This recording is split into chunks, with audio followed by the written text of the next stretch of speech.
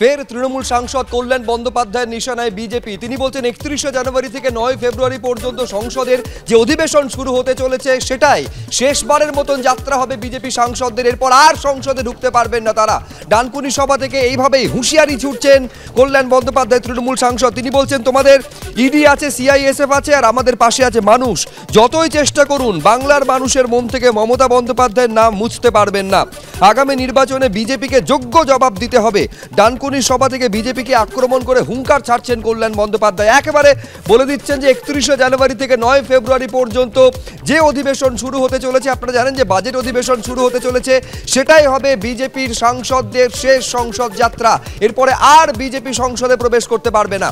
কি বলেছেন, কিভাবে বিজেপিকে নিশানা করেছেন তৃণমূল সাংসদ, দেখুন একবার। এই যতগুলো গেছে এমপি বিজেপির থেকে এই 31শে জানুয়ারি থেকে 9 ফেব্রুয়ারি পর্যন্ত আমাদের সেশন আছে। ওই বিজেপির এমপি গুলো না এই শেষবারের মতো যাবে পশ্চিম বাংলা থেকে, এরপর আর যেতে পারবে না। সব বড় বড় মাতব্বর হয়েছে, এক একটা খুনি, এক একটা ডাকাত,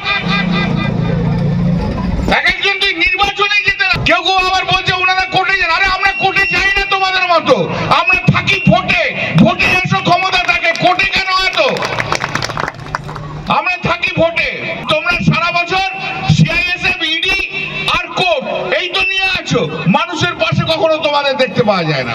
আগামী নির্বাচনে যোগ্যতম উত্তর দিতে হবে।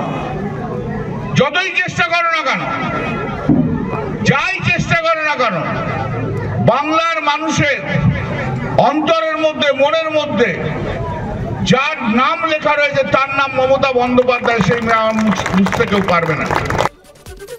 একেবারে রাজ্য বিজেপির উদ্দেশ্যে চরম হুঁশিয়ারি দিচ্ছেন কল্যাণ বন্দ্যোপাধ্যায়। তিনি বলছেন 31শে জানুয়ারি থেকে 9 ফেব্রুয়ারি পর্যন্ত সংসদের যে অধিবেশন শুরু হতে চলেছে সেটাই হবে বিজেপি সাংসদদের শেষ সংসদ যাত্রা। এরপরে আর এ রাজ্য থেকে কেউ কোনো বিজেপি সাংসদ আর ঢুকতে পারবেন না সংসদে। এই ভাষাতে হুঁশিয়ারি দিচ্ছেন কল্যাণ বন্দ্যোপাধ্যায়। তিনি বলছেন তোমাদের ইডি আছে, সিআইএসএফ আছে, আমাদের পাশে আছে মানুষ। যতই চেষ্টা করো বাংলার মানুষের মন থেকে মমতা বন্দ্যোপাধ্যায়কে মুছতে পারবে না।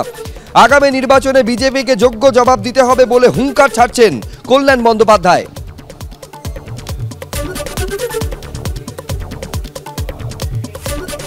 আরেকবার আপনাদের শোনাবো ডানকুনি সভা থেকে কিভাবে বিজেপিকে নিশানা করেছেন কল্যাণ বন্দ্যোপাধ্যায়।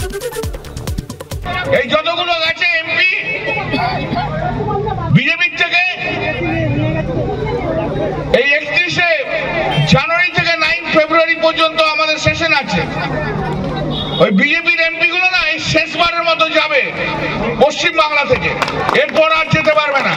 সব বড় বড় মাতব্বর হয়েছে, এক একটা খুনি, এক একটা ডাকাত,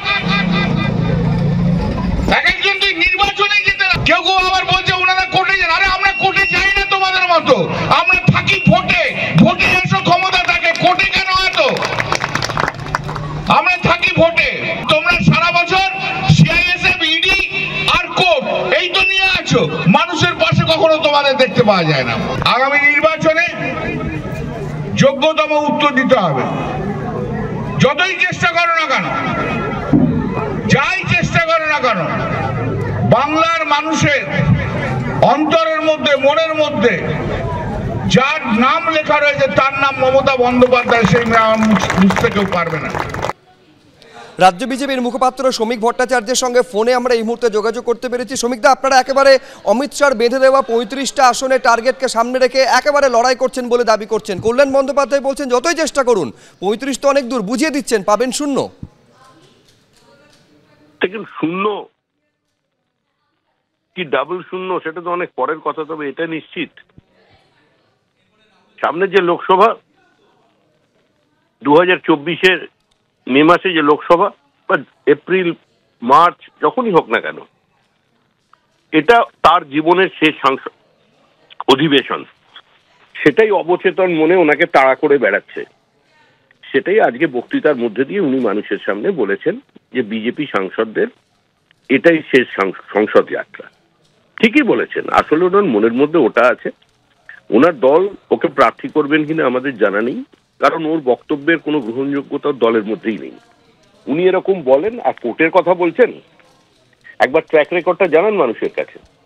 উনি পশ্চিমবঙ্গ সরকারের কত কোটি টাকা খরচা করিয়েছেন আর কটা মামলায় জিতেছেন। ধারাবাহিকতা বজায় রেখে প্রত্যেক মামলায় উনি পরাজিত হন, ওনার করা আবেদনে সরকার তিরস্কৃত হয় এবং উনি অত্যন্ত প্রতিষ্ঠিত আইনজীবী, আইন এর উপরে ওর নিঃসন্দেহে দক্ষতা আছে। উনি জানেন যে মামলায় জেতা যায় না, তা উনি যান, মানুষের দেহ করের টাকা খরচা হয়, উনি আদালতে সওয়াল করেন এবং তারপর ধারাবাহিকতা বজায় রেখে আবার বাড়ি ফিরে আসেন।